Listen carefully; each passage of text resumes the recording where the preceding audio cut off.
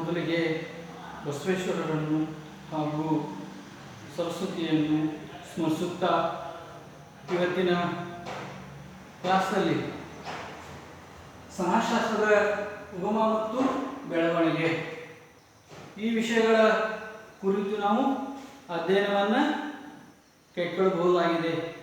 ಅದರಲ್ಲಿಯೂ ಈ ಸಮಾಜಶಾಸ್ತ್ರದ ಉಗಮಕ್ಕೆ ಕಾರಣವಾದ ಅಂಶಗಳು ಇಲ್ಲಿ 3 ಅಂಶಗಳನ್ನು ನಾವು ನೋಡಬಹುದಾಗಿದೆ. ಮೊದಲನೆಯದು ಅವಳಿ ಕ್ರಾಂತಿಗಳ ಪರಿಣಾಮ. ಅದರಲ್ಲಿ ಒಂದನೇದು ಫ್ರಾನ್ಸಿನ ಮಹಾಕ್ರಾಂತಿ 1789. ಅದೇ ತರನಾಗಿ ಈ ಅವಳಿ ಕ್ರಾಂತಿಯ ಪರಿಣಾಮದಲ್ಲಿ ನೋಡಿದಾಗ ಎರಡನೆಯದು ಕೈಗಾರಿಕಾ ಕ್ರಾಂತಿ 18ನೇ ಶತಮಾನ. ಈ ಸಮಾಜಶಾಸ್ತ್ರ ಉಗಮಕ್ಕೆ ಕಾರಣವಾದಂತಹ ಅಂಶದಲ್ಲಿ ಎರಡನೆಯದು ಭೌತಿಕ ವಿಜ್ಞಾನಿಗಳು ಮತ್ತು ಇತರೆ ಸಮಾಜ ವಿಜ್ಞಾನಿಗಳ ಬೆಳವಣಿಗೆಯಿಂದ ದೊರೆತಂತಹ ಸ್ಫೂರ್ತಿ. ಮೂರನೆಯದು ವಿಭಿನ್ನ ಸಮಾಜಗಳು ಮತ್ತು ಸಂಸ್ಕೃತಿಗಳ ಅಧ್ಯಯನದ ಸ್ಫೂರ್ತಿ. ಇವು ಸಮಾಜಶಾಸ್ತ್ರದ ಉಗಮಕ್ಕೆ ಕಾರಣವಾದಂತಹ ಅಂಶಗಳ ಬಗ್ಗೆ ನಾವು ಇವತ್ತಿನ ಕ್ಲಾಸಲ್ಲಿ ನಾವು ತಿಳ್ಕೋಬಹುದಾಗಿದೆ. ಮೊದಲಿಗೆ ಈ ಸಮಾಜಶಾಸ್ತ್ರದ ಉಗಮ ಮತ್ತು ಬೆಳವಣಿಗೆ ಬಗ್ಗೆ ನಾವು ಅರ್ಥೈಸಿಕೊಳ್ಳಬೇಕಾಗ್ತದೆ. ಇಲ್ಲಿ ಈ ಸಮಾಜಶಾಸ್ತ್ರದ ಉಗಮ ಮತ್ತು ಬೆಳವಣಿಗೆಯನ್ನು ನಾವು ನೋಡಿದಾಗ ಇಲ್ಲಿ ಮುಖ್ಯವಾಗಿ ಸಮಾಜಶಾಸ್ತ್ರ ಒಂದು ಸ್ವತಂತ್ರ ಹಾಗೂ ಪ್ರತ್ಯೇಕ ಶಾಸ್ತ್ರ ರೂಪುಗೊಂಡಿದ್ದು ಯಾವಾಗಂತಂದ್ರೆ 19ನೇ ಶತಮಾನದ ಮಧ್ಯಭಾಗದಿಂದ ಸಮಾಜಶಾಸ್ತ್ರ ಒಂದು ಪ್ರತ್ಯೇಕವಾದಂತಹ ಸಮಾಜಶಾಸ್ತ್ರ ರೂಪುಗೊಳ್ಳಲಿಕ್ಕೆ ಸಾಧ್ಯತೆ ಆಯಿತು ಅಂತ ಹೇಳಬೇಕಾಗ್ತದೆ. ಯಾಕಂದ್ರೆ 19ನೇ ಶತಮಾನದ ಮಧ್ಯ ಭಾಗದಿಂದ ಸಮಾಜಶಾಸ್ತ್ರವೂ ಸಹ ಒಂದು ವಿಜ್ಞಾನವನ್ನಾಗಿ, ಅದರಲ್ಲೂ ಈ 50 ವರ್ಷಗಳ ನಂತರದಲ್ಲಿ ಒಂದು ವೈಜ್ಞಾನಿಕ ಸ್ವರೂಪವನ್ನು ಕೊಂಡುಕೊಳ್ಳುವುದು ಯಾವಾಗಪ್ಪ ಅಂತಂದ್ರೆ ಈ 19ನೇ ಶತಮಾನದ ಮಧ್ಯಭಾಗದಿಂದಾಗಿ, ಅದರಲ್ಲೂ 50 ವರ್ಷದ ನಂತರದಲ್ಲಿ ಒಂದು ವೈಜ್ಞಾನಿಕವಾದಂಥ ರೀತಿಯಲ್ಲಿ ಸಮಾಜಶಾಸ್ತ್ರ ರೂಪುಗೊಳ್ಳಲಿಕ್ಕೆ ಉಗಮಗೊಳ್ಳಲಿಕ್ಕೆ ಈ ಅಂಶಗಳು ನಾವು ನೋಡಬಹುದಾಗಿದೆ.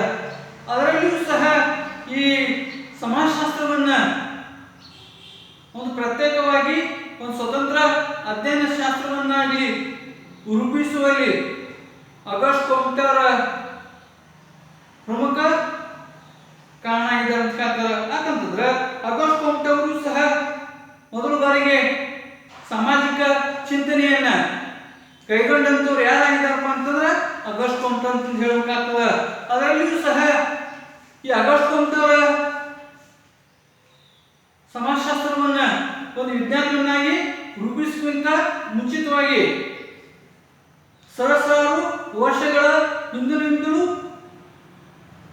ಅವಾಗಿನ ಚಿಂತಕರಾಗಲಿ, ತತ್ವಜ್ಞಾನಿಗಳಾಗಲಿ, ಬರಹಗಾರರಾಗಲಿ, ಅದರಲ್ಲೂ ಸಮಾಜದ ಸುಧಾರಕರಾಗಲಿ, ಕಾನೂನಿನ ಪಂಡಿತರಾಗಲಿ, ಇವರು ಆ ಸಮಾಜದ ಆ ಕಾಲಘಟ್ಟದ ಸಮಾಜದ ಚಿಂತನೆಗಳ ಬಗ್ಗೆ ಆಗಲಿ, ಆ ಸಮಾಜ ಇರ್ತಕ್ಕಂಥ ಸಮಸ್ಯೆಗಳ ಬಗ್ಗೆ ಆಗಲಿ, ಆ ಸಮಾಜದ ಸ್ಥಿತಿಗತಿಗಳ ಮೂಲಕವಾಗಿ ತಮ್ಮದೇ ಆದಂತಹ ಬರಹಗಳ ರೂಪದಲ್ಲಿ, ತಮ್ಮದೇ ಆದಂತಹ ಗ್ರಂಥಗಳ ರೂಪದಲ್ಲಿ ಆ ಸಮಾಜದ ಬಗ್ಗೆ ಇರ್ತಕ್ಕಂಥ ತಮ್ಮದೇ ಆದಂತಹ ಚಿಂತನೆಗಳ ಮೂಲಕವಾಗಿ ಗ್ರಂಥಗಳನ್ನಾಗಲಿ ರಚನೆಗಳನ್ನ ಕೈಗೊಳ್ತಾ ಇದ್ರು. ಅದರಲ್ಲಿರ್ತಕ್ಕಂತಹ ಆ ಚಿಂತಕರಾಗಲಿ, ತತ್ವಜ್ಞಾನಿಗಳಾಗಲಿ, ಕಾನೂನು ಪಂಡಿತರಾಗಲಿ, ಸಮಾಜ ಸುಧಾರಕರಾಗಲಿ ತಾವು ವಾಸಿಸುತ್ತಿರ್ತಕ್ಕಂತಹ ಸಮಾಜದ ಸ್ಥಿತಿಗತಿಗಳ ಬಗ್ಗೆ ಆಗಲಿ, ಅಲ್ಲಿನ ಸಮಾಜದ ಸಮಸ್ಯೆಗಳ ಬಗ್ಗೆ ಆಗಲಿ, ಅವುಗಳ ಪರಿಹಾರವನ್ನ ಕುರಿತು ತಮ್ಮದೇ ಆದಂತಹ ದೃಷ್ಟಿಕೋನಗಳ ವಿಚಾರಗಳ ಮೂಲಕವಾಗಿ ಪರಿಹರಿಸಿಕೊಳ್ಳುವಂತಹ ಆ ಕಾಲಘಟ್ಟದಲ್ಲಿ ನೋಡ್ತಾ ಇದ್ದೀವಿ. ಅದರ ಅವರ ಬರವಣಿಗೆಗಳ ಮೂಲಕವಾಗಿ ಅವರ ಸಾಮಾಜಿಕ ವಿಚಾರಗಳನ್ನಾಗಲಿ ಚಿಂತನೆಗಳನ್ನು ನಾವು ಕಾಣಬಹುದಾಗಿದೆ. ಇಲ್ಲಿ ಮುಖ್ಯವಾಗಿ ಆ ಚಿಂತನೆಗಳನ್ನು ನೋಡಿದಾಗ ವೇದ ಉಪನಿಷತ್ತುಗಳನ್ನು ನಾವು ಕಾಣ್ತಾ ಇದ್ದೀವಿ. ನಾವು ವೇದ ಉಪನಿಷತ್ತುಗಳಾಗಿ ರಾಮಾಯಣ, ಮಹಾಭಾರತ,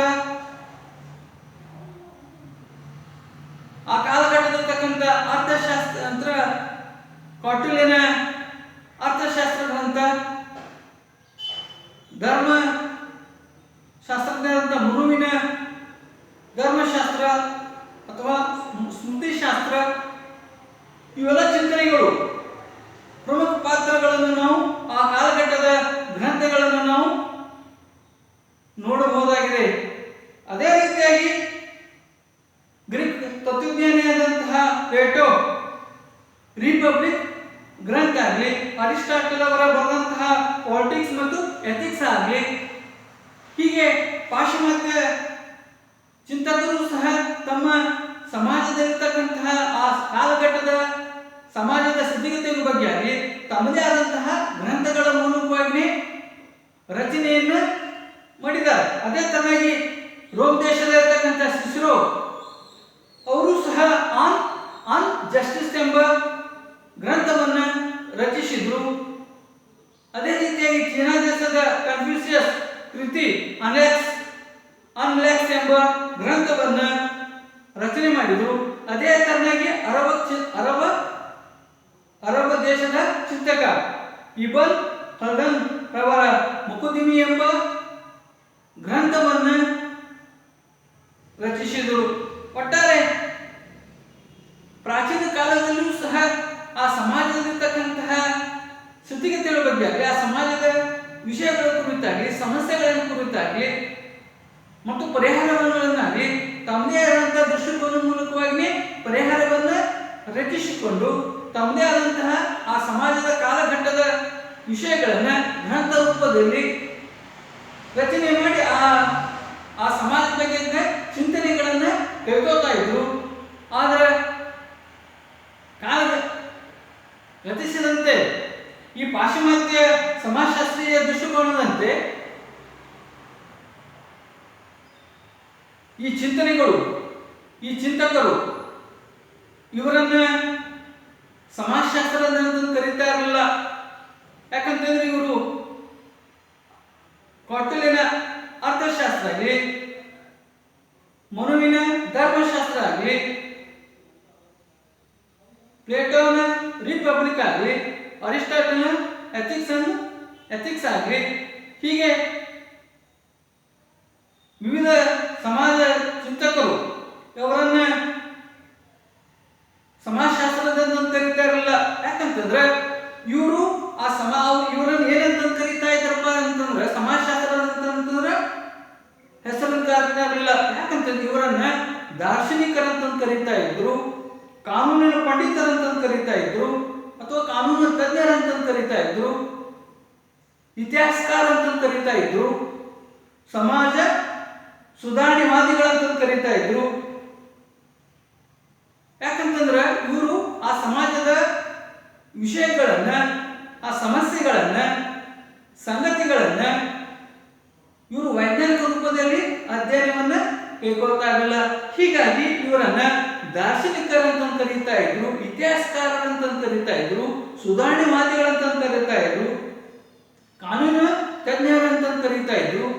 ಇವರನ್ನ ಸಮಾಜ ಶಾಸ್ತ್ರಜ್ಞರಂತ ಕರೀತಾ ಇರಲಿಲ್ಲ. ಯಾಕಂತಂದ್ರೆ ಇವರು ಸಮಾಜದ ವಿಷಯಗಳನ್ನ ಒಂದು ವೈಜ್ಞಾನಿಕ ತಳಹದಿಯ ಮೂಲಕವಾಗಿ ಅಧ್ಯಯನವನ್ನ ಕೈಗೊಳ್ತಾ ಇರಲಿಲ್ಲ. ಹೀಗಾಗಿ ಅವಾಗಿನ ಚಿಂತಕರನ್ನ ದಾರ್ಶನಿಕರಂತ ಕರೀತಾ ಇದ್ವಿ, ಇತಿಹಾಸಕಾರರಂತ ಕರೀತಾ ಇದ್ವಿ, ಕಾನೂನು ತಜ್ಞರಂತ ಕರೀತಾ ಇದ್ವಿ, ಸುಧಾರಣವಾದಿಗಳಂತ ಕರೀತಾ ಇದ್ವಿ. ಹೀಗೆ ಇವರನ್ನು ಇವರನ್ನ ಸಮಾಜಶಾಸ್ತ್ರದಂತ ಕರೀತಾ ಇರಲಿಲ್ಲ. ಒಟ್ಟಾರೆ ಅವರ ಆಲೋಚನೆಗಳನ್ನಾಗಲಿ, ಅವರ ಅಧ್ಯಯನಗಳಾಗಲಿ ಒಂದು ವೈಜ್ಞಾನಿಕ ನೆಲೆಗಟ್ಟದಲ್ಲಿ ಅಧ್ಯಯನವನ್ನ ಕೈಗೊಳ್ತಾ ಇರಲಿಲ್ಲ. ಹೀಗಾಗಿ ಇವರು ಸಹ ಆ ಕಾಲಘಟ್ಟದ ಸಮಾಜವನ್ನ ಸ್ಥಿತಿಗತಿಗಳ ಬಗ್ಗೆ ಚರ್ಚಿಸುವಲ್ಲಿ ಇವರು ಒಂದು ನೈತಿಕ ನೆಲೆಯನ್ನ ತಂದುಕೊಟ್ಟಂತವರು. ಆ ಕಾಲಘಟ್ಟದ ಸುಧಾರಣವಾದಿಗಳು, ಕಾನೂನು ತಜ್ಞರಾಗಲಿ, ಕಾನೂನು ಪಂಡಿತರಾಗಲಿ, ಇತಿಹಾಸಕಾರರಾಗಲಿ, ಅವರು ಆ ಕಾಲಘಟ್ಟದ ಸಮಾಜದ ಬಗ್ಗೆ ತಮ್ಮದೇ ಆದಂತಹ ಸರಳ ರೂಪದಲ್ಲಿ ಅಧ್ಯಯನವನ್ನ ಗ್ರಂಥಗಳನ್ನ ರಚಿಸ್ತಾ ಇದ್ರು. ಹೀಗಾಗಿ ಅದರಲ್ಲೂ ಈ ಸಮಾಜಶಾಸ್ತ್ರ ಉಗಮ ಮತ್ತು ಬೆಳವಣಿಗೆ ಬಗ್ಗೆ ನಾವು ನೋಡಿದಾಗ ಪ್ರಾಚೀನ ಕಾಲದಿಂದಲೂ ಆರಂಭಗೊಂಡಂತಹ ಈ ಚಿಂತನೆ, ಸಾಮಾಜಿಕ ಚಿಂತನೆ ಮಧ್ಯಕಾಲದವರೆಗೂ ಸಹ ನಾವು ಕಾಣಬಹುದಾಗಿದೆ.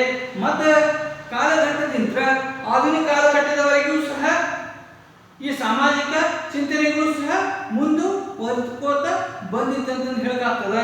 ಅದರಲ್ಲಿಯೂ ಸಹ ಈ 19ನೇ ಶತಮಾನದಲ್ಲಿ ತದನಂತರದಲ್ಲಿ ಆಗಸ್ಟ್ ಕಾಮ್ಟೆ ಅವರು ಸಮಾಜದ ಚಿಂತನೆಗಳ ಬಗ್ಗೆ ಆಗಸ್ಟ್ ಕಾಮ್ಟೆ ಅವರು 19ನೇ ಶತಮಾನದ ನಂತರದಲ್ಲಿ ಈ ಸಮಾಜದ ಬಗ್ಗೆ ಒಂದು ವೈಜ್ಞಾನಿಕವಾದಂತಹ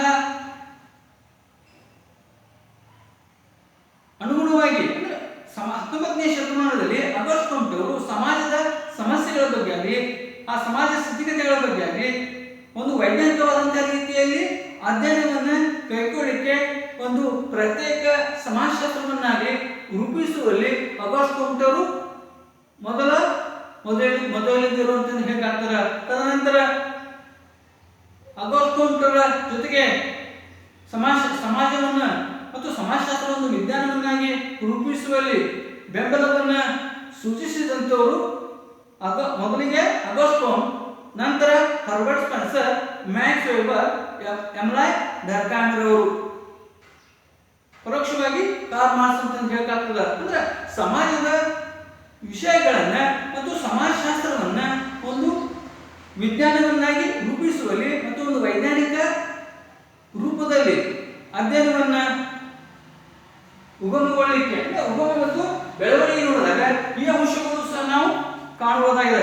ಒಟ್ಟಾರೆ 19ನೇ ಶತಮಾನದ ನಂತರದಲ್ಲಿ August Comte, Herbert Spencer, Max Weber, Emile Durkheim, Karl Marx ಇವರು ಸಹ ಸಮಾಜಶಾಸ್ತ್ರವನ್ನ ಒಂದು ವಿಜ್ಞಾನವನ್ನಾಗಿ ರೂಪಿಸುವಲ್ಲಿ ಮತ್ತು ಬೆಳೆಸುವಲ್ಲಿ ಪ್ರಮುಖ ಕಾರ್ಯವನ್ನ ಮಾಡಿದಂತರು ಅಂತ ಹೇಳ್ತದೆ. ಒಟ್ಟಾರೆ ಒಂದು ವಿಜ್ಞಾನವನ್ನಾಗಿ ರೂಪಿಸುವಲ್ಲಿ ಪ್ರಮುಖ ಪಾತ್ರವನ್ನಾಗಿ ಬೆಳವಣಿಗೆಗೆ ಪ್ರಮುಖ ಕಾರಣ ಅಂಶಗಳು ಅಂತ ನಾವು ಕಾಣಬಹುದು. ಅದೇ ತರನಾಗಿ ಸಮಾಜಶಾಸ್ತ್ರ ಉಗಮಕ್ಕೆ ಕಾರಣವಾದಂತಹ ಅಂಶದಲ್ಲಿ ನೋಡಿದಾಗ ಇಲ್ಲಿಯೂ ಸಹ ಈ ಸಮಾಜಶಾಸ್ತ್ರದ ಉಗಮಕ್ಕೆ ಕಾರಣವಾದಂತಹ ಅಂಶದಲ್ಲಿ ನೋಡಿದಾಗ ಇಲ್ಲಿ ಮುಖ್ಯವಾಗಿ ಈ ಸಮಾಜಶಾಸ್ತ್ರ ಉಗಮ ಮತ್ತು ಈ ಕಾರಣದ ಅಂಶದಲ್ಲಿ ವಿಷಯ ಚಿಂತನೆಯನ್ನು ನಾವು ಅಧ್ಯಯನವನ್ನ ಮಾಡಿದಾಗ ಅದರಲ್ಲೂ ಈ ಸಮಾಜ ವಿಜ್ಞಾನ ಪರಂಪರೆ ಯಾವ ಕಾಲಘಟ್ಟದಲ್ಲಿ ಉಗಮಗೊಂಡಂತಂದ್ರೆ 19ನೇ ಶತಮಾನದ ನಂತರದಲ್ಲಿ ಈ ಸಮಾಜದ ವಿಜ್ಞಾನ ಬೆಳವಣಿಗೆ ರೂಪುಗೊಳ್ಳಲಿಕ್ಕೆ ಸಾಧ್ಯತೆ ಆಯಿತು. ಅದರಲ್ಲಿ ಮುಖ್ಯವಾಗಿ ಸಮಾಜ ವಿಜ್ಞಾನಗಳ ಬಳಗಕ್ಕೆ ಸೇರಿದಂತಹ ವಿಷಯಗಳು ಇತಿಹಾಸಶಾಸ್ತ್ರ, ರಾಜ್ಯಶಾಸ್ತ್ರ, ಅರ್ಥಶಾಸ್ತ್ರ, ಮನಃಶಾಸ್ತ್ರ, ಮಾನವಶಾಸ್ತ್ರ, ಹೀಗೆ ಇವು ಮಾನವ ಸಮಾಜದ ಅಧ್ಯಯನ ಶಾಸ್ತ್ರಕ್ಕೆ ಸೇರಿದಂತರು. ಅದೇ ಸಾಲಿನಲ್ಲಿ ಸೇರುವಂತ ಶಾಸ್ತ್ರ ಯಾವ್ದಾಗತ್ತಪ್ಪ ಅಂತಂದ್ರೆ ಸಮಾಜಶಾಸ್ತ್ರ. ಅಂದ್ರೆ ಇಲ್ಲಿ 19ನೇ ಶತಮಾನದ ನಂತರದಲ್ಲಿ ಸಮಾಜ ವಿಜ್ಞಾನದಲ್ಲಿ ಬೆಳವಣಿಗಿರ್ತಕ್ಕಂಥ ಇತಿಹಾಸಶಾಸ್ತ್ರ ಆಗಲಿ, ರಾಜ್ಯಶಾಸ್ತ್ರ ಆಗಲಿ, ಅರ್ಥಶಾಸ್ತ್ರ ಆಗಲಿ, ಮನಃಶಾಸ್ತ್ರ ಆಗಲಿ, ಮಾನವಶಾಸ್ತ್ರ ಆಗಲಿ ಆ ಕಾಲಘಟ್ಟದಲ್ಲಿನೇ ಈ ಸಮಾಜ ವಿಜ್ಞಾನದಲ್ಲಿ ಬೆಳವಣಿಗೆಯಲ್ಲಿ ಕಾರ್ಯರೂಪಕ್ಕೆ ಬಂದಿತ್ತಂತ ಹೇಳ್ತಾರೆ. ಆದ್ರೆ ಈ ಹಿನ್ನೆಲೆಯ ಮೂಲಕವಾಗಿ ನಾವು ನೋಡಿದಾಗ ಸಮಾಜ ವಿಜ್ಞಾನಗಳೆಂಬ ಸಾಮಾನ್ಯ ಚಿಂತನೆ ಲಭ್ಯವಾದದ್ದು ಯಾವಾಗಪ್ಪ ಅಂತಂದ್ರೆ 18 ಮತ್ತು 19ನೇ ಶತಮಾನದಲ್ಲಿ. ತದನಂತರ ಅದಕ್ಕಿಂತ ಕೃಷಿ ಪೂರ್ವ ಅಂದ್ರೆ ಕೃಷಕ 16 ಮತ್ತು 18ನೇ ಶತಮಾನದಲ್ಲಿ ಸಂಭವಿಸಿರುವಂತಹ ಪುನರುಜ್ಜೀವನ 16 ಮತ್ತು 18ನೇ ಶತಮಾನದಲ್ಲಿ ಅಂದ್ರೆ ಕೃಷಕ 16 ಮತ್ತು 18ನೇ ಶತಮಾನದಲ್ಲಿ ಸಂಭವಿಸಿದಂತಹ ಪುನರುಜ್ಜೀವನ ಮತ್ತು ಧಾರ್ಮಿಕ ಸುಧಾರಣೆ, ಅದರಲ್ಲಿ ಭೌತಿಕ ಪ್ರಕ್ರಿಯೆಗಳ ಆಗತಾನೆ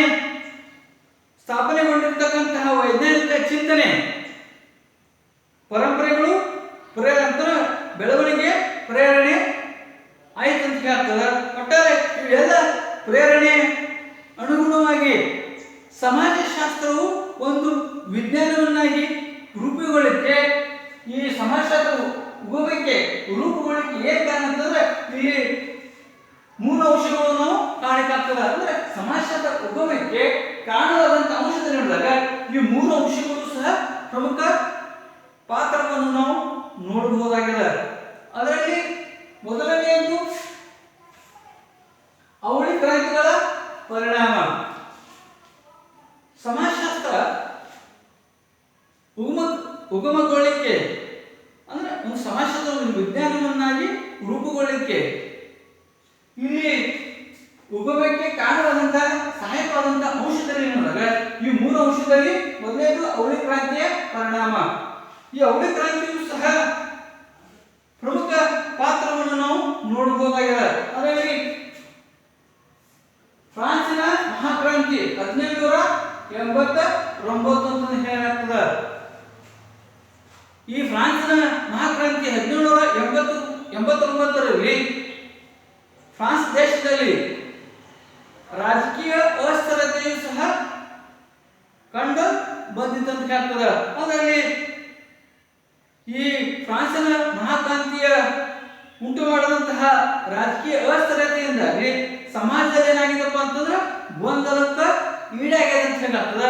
ಮತ್ತು ಅದರಲ್ಲಿ ಆರ್ಥಿಕ ಬಿಕ್ಕಟ್ಟಾಗಿ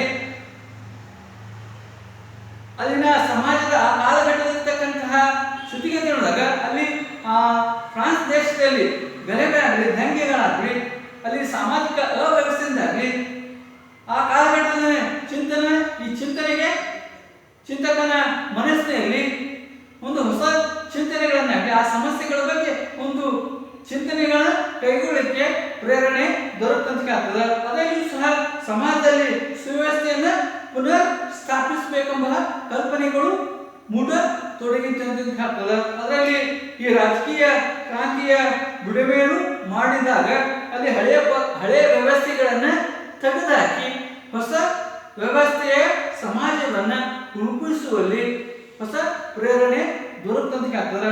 ಅದರಲ್ಲಿರ್ತಕ್ಕಂತಹ ಹೊಸ ಚಿಂತನೆಗಳ ಅಂಶಗಳಂತರ ಸಮಾನತೆ, ಭ್ರಾತೃತ್ವ, ಅದರಲ್ಲಿ ಸ್ವತಂತ್ರತೆ, ವ್ಯಕ್ತಿವಾದ, ವೈಜ್ಞಾನಿಕವಾದ ಮನೋಭಾವಗಳು ಅಂದ್ರೆ ಹೊಸ ಚಿಂತನೆಗಳಿಗೆ ಪ್ರೇರಣೆ ದೊರಕಿತು. ಯಾಕಂದ್ರೆ ಆ ಫ್ರಾನ್ಸ್ ಕ್ರಾಂತಿಯಲ್ಲಿರ್ತಕ್ಕಂತಹ ಸಾಮಾಜಿಕ ವ್ಯವಸ್ಥೆಗಳು ಅಲ್ಲೆಲ್ಲ ಇರ್ತಕ್ಕಂತಹ ಗೊಂದಲಗಳಾಗಿತ್ತು, ಅರಾಜಕತೆ ಆಗಿತ್ತು. ಫ್ರಾನ್ಸ್ ದೇಶದಲ್ಲಿ ದಂಗೆಗಳಾಗಲಿ, ಗಲಭೆಗಳಾಗಲಿ, ಕಳ್ಳತನ ಆಗಲಿ, ಮೋಸತನ ಆಗಲಿ, ಹೀಗೆ ಸಮಾಜವು ಸಹ ಒಂದು ಅಸಂಘಟಿತವಾದಂತಹ ಸಮಾಜ ನಿರ್ಮಾಣ ಆಗಿತ್ತು. ಆ ಕಾಲಘಟ್ಟದಲ್ಲಿ ಆ ಸಮಾಜದಲ್ಲಿ ಶಾಂತಿ, ನೆಮ್ಮದಿ, ನೈತಿಕತೆ, ಮೌಲ್ಯಗಳು ಸಹ ಎಲ್ಲವೂ ಕುಸಿದಿತ್ತು. ಇಂಥ ಎಲ್ಲ ಸಮಸ್ಯೆಗಳನ್ನ ಹೊರಬರಲು ಒಂದು ವೈಜ್ಞಾನಿಕ ಚಿಂತನೆಗಳು ಪ್ರಾರಂಭವಾಯಿತು. ಅದರಲ್ಲಿ ಮಾನವತಾವಾದ, ಸ್ವತಂತ್ರವಾದ, ಭ್ರಾತೃತ್ವವಾದ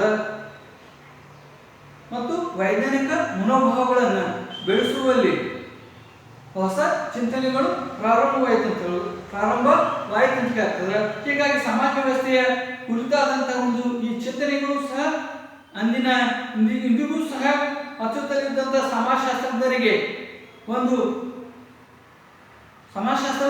ವೈಜ್ಞಾನಿಕವಾದಂತಹ ರೀತಿಯಲ್ಲಿ ಅಧ್ಯಯನವನ್ನ ಕೈಗೊಳ್ಳಲಿಕ್ಕೆ ಸಾಧ್ಯ ಆಯಿತು. ಒಟ್ಟಾರೆ ಈ ಫ್ರಾನ್ಸಿನ ಮಹಾಕ್ರಾಂತಿ 1789ರ ಈ ಫ್ರಾನ್ಸಿನ ಕ್ರಾಂತಿಯ ಆ ಸಮಾಜದ ಬಗ್ಗೆ, ಸ್ಥಿತಿಗತಿಗಳ ಬಗ್ಗೆ ಒಂದು ವೈಜ್ಞಾನಿಕವಾದಂತಹ ರೀತಿಯಲ್ಲಿ ಅಧ್ಯಯನ ಕೈಗೊಳ್ಳಲಿಕ್ಕೆ ಸಮಾಜಶಾಸ್ತ್ರಜ್ಞರಿಗೆ ಒಂದು ಪ್ರೇರಣೆ ದೊರಕುತ್ತದೆ. ಅದೇ ತರನಾಗಿ ಈ ಅವಳಿ ಕ್ರಾಂತಿಯ ಪರಿಣಾಮ ನೋಡಿದಾಗ ಎರಡನೆಯದು ಕೈಗಾರಿಕಾ ಕ್ರಾಂತಿ 18ನೇ ಶತಮಾನ.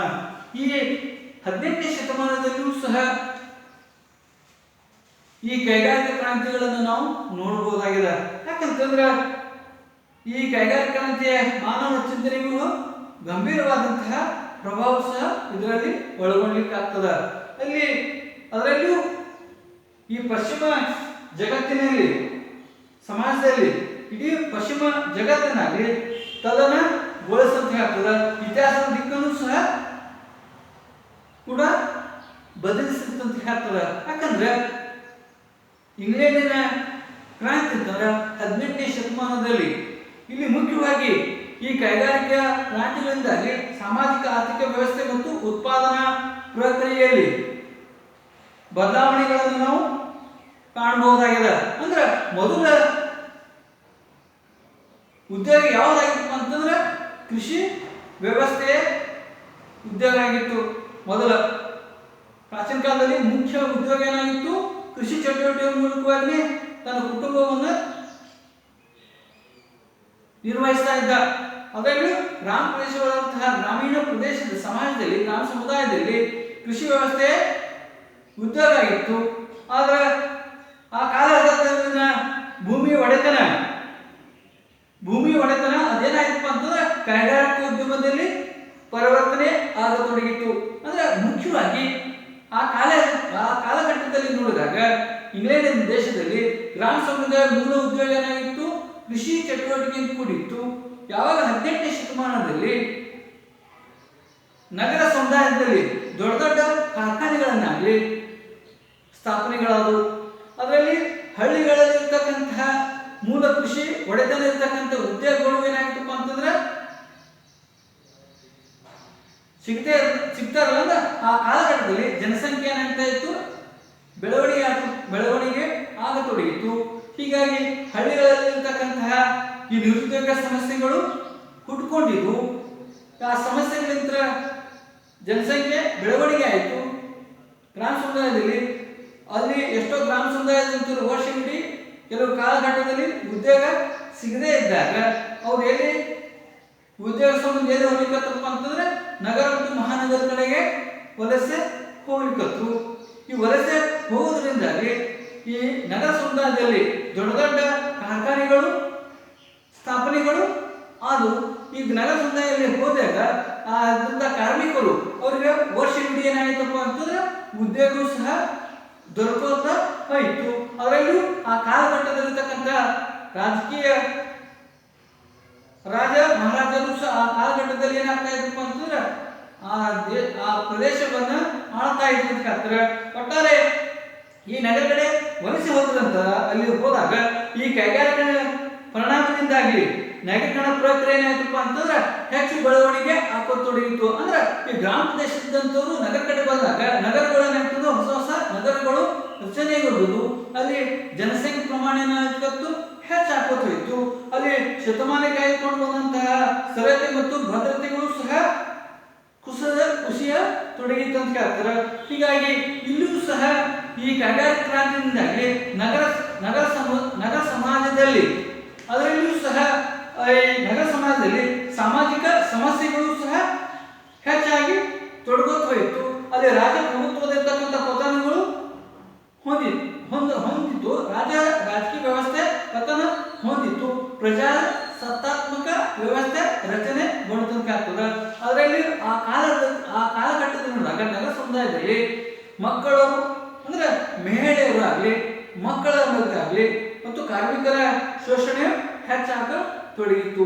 ಅಂದ್ರೆ ನಗರ ಸಮುದಾಯದಲ್ಲಿ ಮಹಿಳೆಯರ ಮೇಲಾಗಲಿ ಮಕ್ಕಳ ಮೇಲಾಗಲಿ ಕಾರ್ಮಿಕರ ಮೇಲಾಗಲಿ 18ನೇ ಶತಮಾನದಲ್ಲಿ ನಗರ ಸಮುದಾಯದಲ್ಲಿ ಶೋಷಣೆಗಳು ಹೆಚ್ಚಾಯಿತು. ಅದರಲ್ಲೂ ಈ ಕೈಗಾರಿಕಾ ಕ್ರಾಂತಿಯು ಮಾನವನ ಚಿಂತನೆಗೂ ಗಂಭೀರವಾಗಿ ಪ್ರಭಾವ ತೊಡಗಿತ್ತು. ಅಂದ್ರೆ ಆ ಕಾಲದಲ್ಲಿ ಮಾತ್ರ ಮಾಲೀಕ ಮತ್ತು ಕಾರ್ಮಿಕ ಅಲ್ಲಿನ ಲಲಿನವರಾಗಲಿ ಕಾರ್ಮಾಸವರಾಗಲಿ ಈ ಸಮತಾವಾದ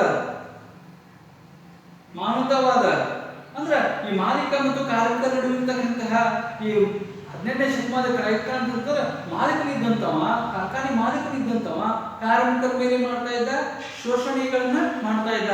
ಹೀಗಾಗಿ ಅಲ್ಲಿ ಮಾಲೀಕರಿಗೂ ಮತ್ತು ಕಾರ್ಮಿಕರ ನಡುವಿನ ಸಂಘರ್ಷ ಹೆಚ್ಚಾಯಿತು. ಇಂಥ ಎಲ್ಲ ಸಂಘರ್ಷಗಳ ಬಗ್ಗೆ ಲಲಿನವರಾಗಲಿ ಕಾರ್ಮಾಸವರಾಗಲಿ ಆ ಸಮಾಜ ಇಂಗ್ಲೆಂಡಿನ ಕೈಗಾರಿಕಾ ಕ್ರಾಂತಿಯಿಂದಾಗಲಿ ಸಮಾಜದಲ್ಲಿ ಏನಾಯಿತು? ಒಂದು ಕ್ರಾಂತಿ ಚಳವಳಿಗಳಾಯಿತು. ಮಾಲೀಕ ಮತ್ತು ಕಾರ್ಮಿಕರ ನಡುವೆ, ಉಳ್ಳವ ಮತ್ತು ಇಲ್ಲದವರ ನಡುವೆ ಏನಾಗ್ತಾ ಇತ್ತಪ್ಪ ಅಂತಂದ್ರೆ 18ನೇ ಶತಮಾನದಲ್ಲಿ ಇಂಗ್ಲೆಂಡ್ ದೇಶದಲ್ಲಿ ಅಲ್ಲಿ ಗಲಭೆಗಳಾಗಲಿ ದಂಗೆಗಳಾಗಲಿ ರೂಪ ತೊಡಗಿತ್ತು. ಹೀಗಾಗಿ ಆ ಕಾಲಘಟ್ಟದ ಬಗ್ಗೆ 19ನೇ ಶತಮಾನದಲ್ಲಿ ಅಗಸ್ಟ್ ಕಾಂಟೆ ಅವರಾಗಲಿ ಹರ್ಬರ್ಟ್ ಸ್ಪೆನ್ಸರ್ ಅವರಾಗಲಿ ಮ್ಯಾಕ್ಸ್ ವೆಬರ್ ಅವರಾಗಲಿ ಎಮ್ಲೆಟ್ ಹರ್ಕಾವರವರಾಗಲಿ ಕಾರ್ಲ್ ಮಾರ್ಕ್ಸ್ ಅವರಾಗಲಿ ಆ ಇಂಗ್ಲೆಂಡಿನ ಕ್ರಾಂತಿ ಇರತಕ್ಕಂತಹ ಸಮಸ್ಯೆ, ಇಂಗ್ಲೆಂಡ್ ಕೈಗಾರಿಕಾ ಕ್ರಾಂತಿಯ ಸಮಸ್ಯೆಗಳ ಕುರಿತು ಒಂದು ವೈಜ್ಞಾನಿಕವಾದಂಥ ರೀತಿಯಲ್ಲಿ ಅಧ್ಯಯನವನ್ನು ಕೈಗೊಳ್ಳಲಿಕ್ಕೆ ಪ್ರೇರಣೆ ದೊರಕುತ್ತೆ ಯಾವುದಾಗಿರಪ್ಪ ಅಂತಂದ್ರೆ ಈ ಕೈಗಾರಿಕಾ ಕ್ರಾಂತಿ 18ನೇ ಶತಮಾನದಲ್ಲಿ ಇಂಗ್ಲೆಂಡಿನ ಕೈಗಾರಿಕಾ ಕ್ರಾಂತಿ ಅಂತ ಹೇಳ್ತಾರೆ. ಅಂದ್ರೆ ಈ ಒಂದು ಸಮಾಜಶಾಸ್ತ್ರವು ಒಂದು ಪ್ರತ್ಯೇಕವಾಗಿ ವಿಜ್ಞಾನವನ್ನಾಗಿ ರೂಪುಗೊಳ್ಳಲಿಕ್ಕೆ ಇಂಗ್ಲೆಂಡಿನ ಕೈಗಾರಿಕಾ ಕ್ರಾಂತಿಯು ಒಂದು ಪ್ರೇರಣೆ ಆಯಿತು. ಹೀಗಾಗಿ ಸಮಾಜಶಾಸ್ತ್ರವು ಒಂದು ಪ್ರತ್ಯೇಕವಾಗಿ ಸಮಾಜ ವಿಜ್ಞಾನದೊಳಗ ಸಮಾಜಶಾಸ್ತ್ರ ಒಂದು ಪ್ರತ್ಯೇಕ ವಿಜ್ಞಾನವನ್ನಾಗಿ ರೂಪಿಸುವಲ್ಲಿ ಆಗಸ್ಟ್ ಕಾಮ್ಟ್ ಅವರಾಗಲಿ, ಹರ್ಬರ್ಟ್ ಸ್ಪೆನ್ಸರ್ ಅವರಾಗಲಿ, ಎಮ್ಲಾಡ್ ಹರ್ಕಂಬರ್ ಅವರಾಗಲಿ, ಮ್ಯಾಕ್ಸ್ ವೆಬರ್ ಅವರಾಗಲಿ, ಪರೋಕ್ಷವಾಗಿ ಕಾರ್ಲ್ ಮಾರ್ಕ್ಸ್ ಅವರಾಗಲಿ ಆ ಶಾಸ್ತ್ರಜ್ಞರು ಒಂದು ಸಮಾಜಶಾಸ್ತ್ರದ ಒಂದು ವಿಜ್ಞಾನವನ್ನಾಗಿ ಪ್ರತ್ಯೇಕ ಒಂದು ವಿಜ್ಞಾನವನ್ನಾಗಿ ಪ್ರೇರಣೆ ಆಗಲಿಕ್ಕೆ ಅಂತಂದ್ರೆ ಈ ಮಹಾ ಕ್ರಾಂತಿಗಳು ಅವಳಿ ಕ್ರಾಂತಿಗಳ ಪರಿಣಾಮದಿಂದಾಗಿಯೇ ಸಮಾಜಶಾಸ್ತ್ರವು ಒಂದು ವಿಜ್ಞಾನವನ್ನಾಗಿ ಉಗಮಕ್ಕೆ ಇದು ಒಂದು ಕಾರಣ ಅಂತ ಹೇಳ್ತದೆ. ಅದೇ ತರನಾಗಿ ಸಮಾಜದ ಉಗಮಕ್ಕೆ ಕಾರಣವಾದಂತಹ ಸಹಾಯಕವಾದಂಥ ಅಂಶಗಳ ಎರಡನೇದು ಭೌತಿಕ ವಿಜ್ಞಾನಗಳು ಮತ್ತು ಇತರ ಸಮಾಜ ವಿಜ್ಞಾನಗಳ ಬೆಳವಣಿಗೆಯಿಂದ ದೊರೆತ ಸ್ಫೂರ್ತಿ. ಅಂದ್ರೆ ಇಲ್ಲಿ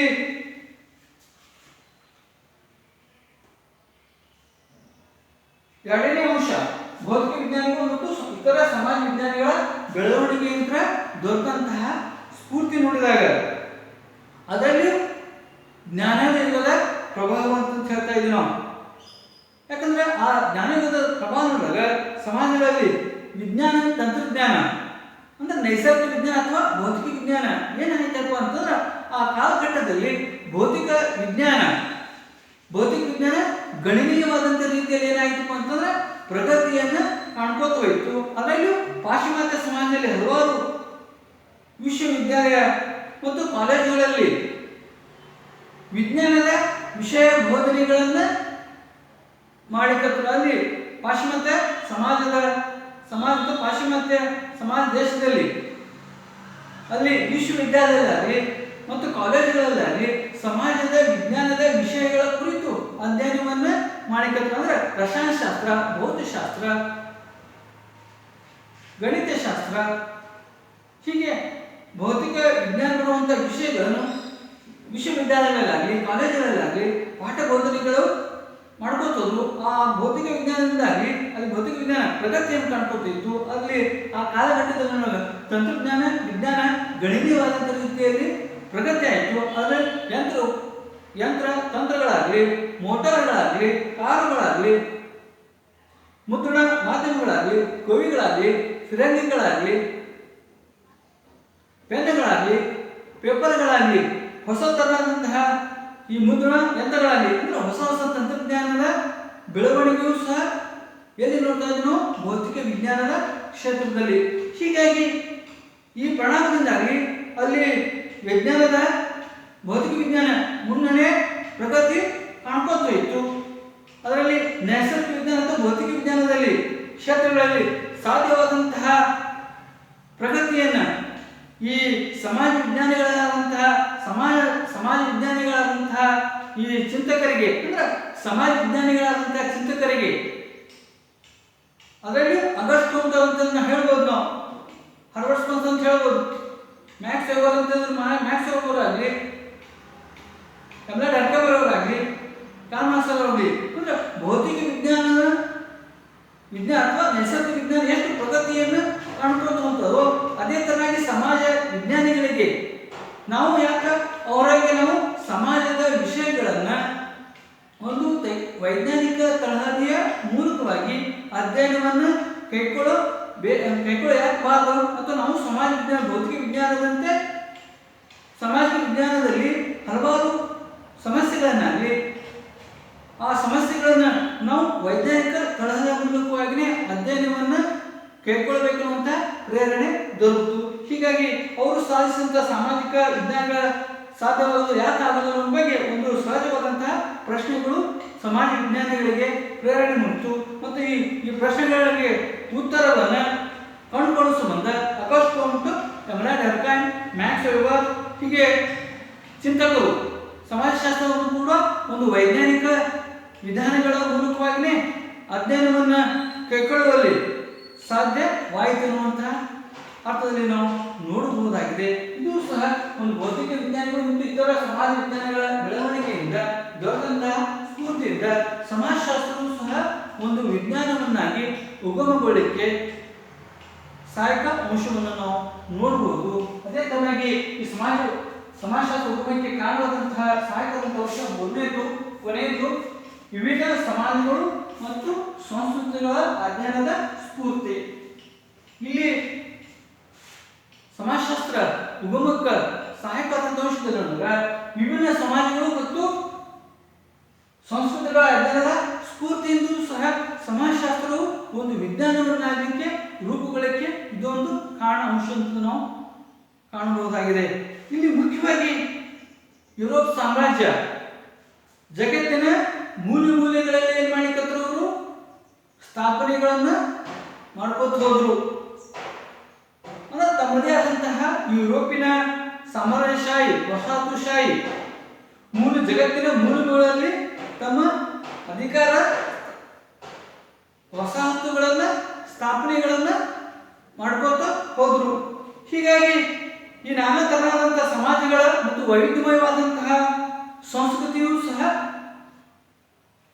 ಆ ಸಮಾಜ ಚಿಂತಕರಿಗೆ ಅಂದ್ರೆ ಕಾಣ್ತಂದ್ರ ಅಲ್ಲಿ ಒಂದು ಸಮಾಜ ಇರ್ತಕ್ಕಂತಹ ಸಂಸ್ಕೃತಿ ಇನ್ನೊಂದು ಸಮಾಜದ ಸಂಸ್ಕೃತಿ ನೋಡಿದಾಗ ಭಿನ್ನತೆಗಳನ್ನು ನಾವು ಕಾಣಬಹುದಾಗಿದೆ. ಅಂದ್ರೆ ಸಮಾಜಶಾಸ್ತ್ರಜ್ಞರು ಆಗಸ್ಟ್ ಕಂಪ್ಯೂಟರ್ಗಾಗಲಿ ಈ ವಿಭಿನ್ನ ಸಮಾಜಗಳು ಮತ್ತು ಸಂಸ್ಕೃತಿಗಳ ಅಧ್ಯಯನ ಸ್ಫೂರ್ತಿ ನೋಡಿದಾಗ ಒಂದು ದೇಶದಲ್ಲಿರ್ತಕ್ಕಂಥ ಸಂಸ್ಕೃತಿ ಇನ್ನೊಂದು ದೇಶದಲ್ಲಿ ಏನಾಗಿರ್ತದ ಭಿನ್ನತೆ ನೋಡ್ತಾ ಇದೀವಿ. ಒಂದು ದೇಶ ಇಲ್ಲಿನ ಯುರೋಪ್ ಸಾಮ್ರಾಜ್ಯಶಾಹಿ ಒಂದು ಸಮಾಜ ಏನಾಗ್ತದೆ ಗಣನೀಯವಾದಂಥ ರೀತಿಯಲ್ಲಿ ಪ್ರಗತಿಯನ್ನು ಕಂಡ್ರೆ ಇನ್ನೊಂದು ದೇಶ ಏನಾಗಿರ್ತಂದ್ರೆ ಪ್ರಗತಿಯನ್ನ ಹೊಂದದೇ ಇರ್ತಕ್ಕಂಥ ಅಂಶಗಳಿಂದ ನೋಡ್ತಾ ಇದ್ವಿ ನಾವು. ಇಂಥ ಭಿನ್ನತೆಗಳ ಬಗ್ಗೆ ಒಂದು ಸಮಾಜದಲ್ಲಿರ್ತಕ್ಕಂಥ ಪ್ರಗತಿ ಇನ್ನೊಂದು ಸಮಾಜ ಪ್ರಗತಿ ಯಾಕೆ ಇಲ್ಲ ಅನ್ನೋದ್ರ ಬಗ್ಗೆ ಆ ಸಂಸ್ಕೃತಿ ಅವರ ಸಂಗೀತ ಸಾಹಿತ್ಯ ಅಲ್ಲಿನ ಉಡುಗೆ ತೊಡುಗೆ ಕಲೆ ಇವು ಒಂದು ಸಮಾಜದಲ್ಲಿರ್ತಕ್ಕಂಥ ಸಂಸ್ಕೃತಿ ಇನ್ನೊಂದು ಸಮಾಜ ನೋಡಿದಾಗ ಭಿನ್ನತೆಗಳು ಕಂಡುಕೊಳ್ಳಲಿಕ್ಕೆ ಸಾಧ್ಯತೆ ಇತ್ತು. ಹೀಗಾಗಿ ಯುರೋಪಿನ ಜೀವನದ ರೀತಿ ನೀತಿಗಳಾಗಲಿ ತೀರಾ ಭಿನ್ನವಾದುದಾಗಲಿ ಈ ಸಂಸ್ಕೃತಿಯು ಸಹ ಅಧ್ಯಯನ ಮಾಡುವಲ್ಲಿ ಸಮಾಜ ಚಿಂತಕರಿಗೆ ಒಂದು ಪ್ರೇರಣೆಯೂ ಸಹ ಒಂದು ಭೌತಿಕ ನೆಲೆಯೂ ಸಹ ದೊರಕೊಳ್ಳಿಕ್ಕೆ ಸಾಧ್ಯತೆ ಆಯಿತು. ಮತ್ತು ಒಂದು ಸಮಾಜದಂತಹ ಸಂಸ್ಕೃತಿ ಇನ್ನೊಂದು ಸಮಾಜದಲ್ಲಿ ಏನಾಗಿರಪ್ಪ ಅಂತಂದ್ರೆ ಭಿನ್ನತೆಯನ್ನ ಕಂಡುಕೊಂಡು ಬರ್ತದ.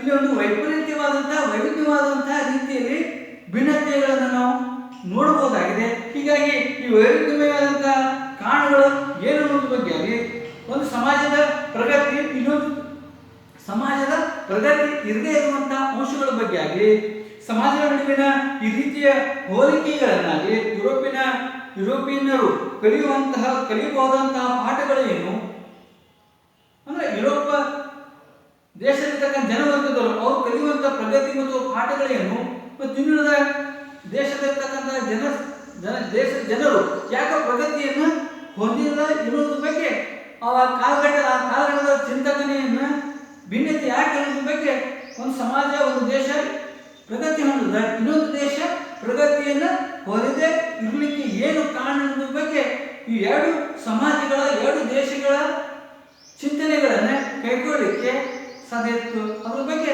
ಈ ಆಗಸ್ಟ್ ಕಂಪ್ಯೂಟರ್ ಈ ಒಂದು ಸಮಾಜ ಇನ್ನೊಂದು ಸಮಾಜಗಳ ನಡುವಿನ ಭಿನ್ನತೆಯ ಕುರಿತು ಒಂದು ವೈಜ್ಞಾನಿಕವಾದಂತಹ ರೀತಿಯಲ್ಲಿ ಸಮಾಜವನ್ನು ಅಧ್ಯಯನವನ್ನು ಕೈಗೊಳ್ಳಲಿಕ್ಕೆ ಪ್ರೇರಣೆಯಾಯಿತು. ಹೀಗಾಗಿ ಈ ಎಲ್ಲ ಪ್ರಶ್ನೆಗಳಿಗಾಗಿ ನಿಖರವಾದಂತಹ ಸಮಾಧಾನಕವಾದಂತಹ ಉತ್ತರವನ್ನು ಕಂಡುಕೊಳ್ಳುವ ಸಂಬಂಧ ಸಮಾಜಶಾಸ್ತ್ರವು ಒಂದು ಸ್ವತಂತ್ರ ಹಾಗೂ ವಿಶಿಷ್ಟವಾದಂತಹ ಅಧ್ಯಯನ ಶಾಸ್ತ್ರವನ್ನಾಗಿ ರೂಪುಗೊಳ್ಳಲಿಕ್ಕೆ ಸ್ಥಾಪನೆ ಆಗಲಿಕ್ಕೆ ಏನು ಕಾರಣ ಅಂದರೆ ವಿಭಿನ್ನ ಸಮಾಜಗಳು ಮತ್ತು ಸಂಸ್ಕೃತಿಗಳ ಅಧ್ಯಯನದ ಸ್ಫೂರ್ತಿಯಿಂದಾಗಿ ಸಮಾಜಶಾಸ್ತ್ರವು ಸಹ ಆ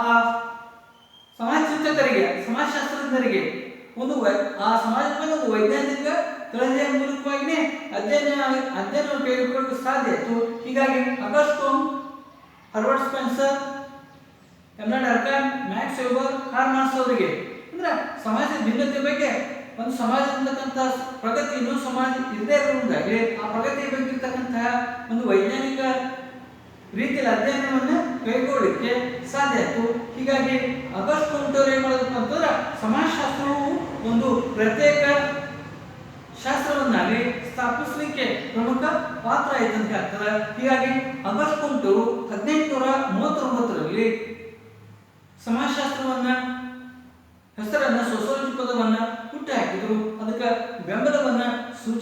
ತಿಳಿಸಿದವರು. ಒಂದು ಸಮಾಜ ವಿಜ್ಞಾನದಲ್ಲಿ ಸಮಾಜಶಾಸ್ತ್ರ ಒಂದು ಪ್ರತ್ಯೇಕ ಶಾಸ್ತ್ರವನ್ನಾಗಿ ರೂಪಿಸಿಕೊಳ್ಳಕ್ಕೆ August Comte, Herbert Spencer, Max Weber, Emile Durkheim, Karl Marx ಇವು ಪ್ರಮುಖ ಕಾರಣರಾಗಿದ್ದಾರೆ. ಮತ್ತೆ ಹೀಗಾಗಿ ಸಮಾಜಶಾಸ್ತ್ರವು ಈ ಉಗಮಕ್ಕೆ ಕಾರಣವಾದಂತಹ ಅಂಶಗಳೊಳಗ ಈ ಮೂರು ಅಂಶಗಳು ಸಹ ಪ್ರಮುಖ ಅಂಶಗಳು ಕೂಡಿಕೊಂಡಾಗ ಔಳಿಕ ಕ್ರಾಂತಿಯ ಪರಿಣಾಮ, ಫ್ರಾನ್ಸ್ ಕ್ರಾಂತಿ 1789, ಎರಡನೇದು ಇಂಗ್ಲೆಂಡಿನ ಕೈಗಾರಿಕಾ ಕ್ರಾಂತಿ 18ನೇ ಶತಮಾನ, ಮೂರನೇದು ಭೌತಿಕ ವಿಜ್ಞಾನಿಗಳು ಮತ್ತು ಇತರ ಸಮಾಜ ವಿಜ್ಞಾನಿಗಳ ಬೆಳವಣಿಗೆಯಿಂದ ದೊರೆತಂತಹ ಸ್ಫೂರ್ತಿ, ಕೊನೆಯದಾಗಿ ವಿಭಿನ್ನ ಸಮಾಜಗಳು ಮತ್ತು ಸಂಸ್ಕೃತಿಗಳ ಅಧ್ಯಯನದ ಸ್ಫೂರ್ತಿ. ಈ ಎಲ್ಲ ಕಾರಣಾಂಶದಿಂದಾಗಿ ಸಮಾಜಶಾಸ್ತ್ರವು ಒಂದು ಪ್ರತ್ಯೇಕ ವಿಜ್ಞಾನವನ್ನಾಗಿ ರೂಪುಗೊಳ್ಳಲಿಕ್ಕೆ ಸಾಧ್ಯತೆ ಆಯಿತು. ಹೀಗಾಗಿ ಒಟ್ಟಾರೆ ಆಗಸ್ಟ್ ಕಾಂಟ್ ಅವರು 1839ರಲ್ಲಿ ಸೋಸಿಯಾಲಜಿ ಎಂಬ ಪದವನ್ನು ಸ್ಥಾಪನೆ ಮಾಡಲು ಯಾವ ಗ್ರಂಥಗಳ ಆಧಾರದ ಮೇಲೆ ಅಂತ ವಾಸ್ತವಿಕ ತತ್ವಜ್ಞಾನ, ಪಾಸಿಟಿವ್ ಫಿಲಾಸಫಿ ಎಂಬ ಗ್ರಂಥಗಳ ಮೂಲಕವಾಗಿ ಸೋಸಿಯಾಲಜಿ ಎಂಬ ಪದವನ್ನು ಮಾಡಲು. ಅಂದರೆ ಈ ಸಮಾಜಶಾಸ್ತ್ರ ಸ್ವತಂತ್ರ ಸಮಾಜ ವಿಜ್ಞಾನದೊಳಗ ಸಮಾಜಶಾಸ್ತ್ರವನ್ನು ಸ್ವತಂತ್ರ ವಿಜ್ಞಾನವನ್ನಾಗಿ ರೂಪಿಸುವುದಕ್ಕೆ ಈ ಮೂರು ಕಾರಣಗಳು, ಸಮಾಜದ ರೂಪಕ್ಕೆ ಕಾರಣ ಈ ಮೂರು ಅಂಶಗಳು ಸಹ ಇದರಲ್ಲಿ ಒಳಗೊಂಡಿದೆ ಅಂತ ಹೇಳಿ ಇವತ್ತಿನ ಕ್ಲಾಸನ್ನು ಇಲ್ಲಿಗೆ ವಿರಾಮವನ್ನು ಮಾಡ್ತಾ ಇದ್ದೀನಿ. ನಮಸ್ಕಾರ.